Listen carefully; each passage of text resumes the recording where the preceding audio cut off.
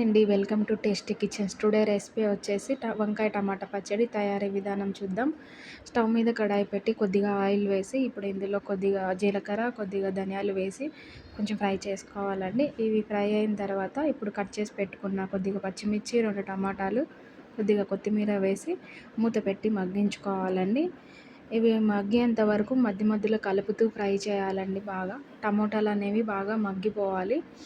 ఇలా ఒక 5 మినిట్స్ పాటు కలుపుతూ ఫ్రై చేసుకోవాలండి.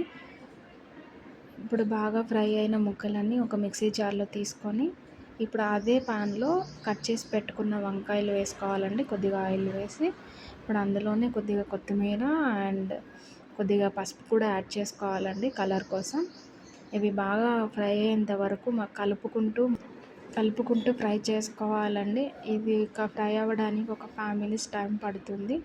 ఇలా కలుపుకుంటూ ఫ్రై చేసుకోవాలి, లేదంటే అడుగంటుతుందండి. ముందుగా ఫ్రై చేసుకున్న టమాటా ముక్కలలో కొంచెం చింతపండు, కొంచెం వెల్లుల్లి వేసి మెత్తగా గ్రైండ్ పట్టుకోవాలి. తర్వాత వంకాయ ముక్కల్ని కూడా వేసి మెత్తగా గ్రైండ్ పట్టుకోవాలి. తర్వాత పోపు కోసం కొంచెం ఆయిల్ వేసి అందులో కొంచెం ఎండుమిర్చి, కొద్దిగా వెల్లుల్లి ముక్కలు, కొద్దిగా కరివేపాకు, కొద్దిగా శనగపప్పు వేసి వేయించుకొని పచ్చడిలో కలిపేసుకోవడమే అండి. అంతే, వంకాయ టమాటా పచ్చడి రెడీ అయినట్టేనండి.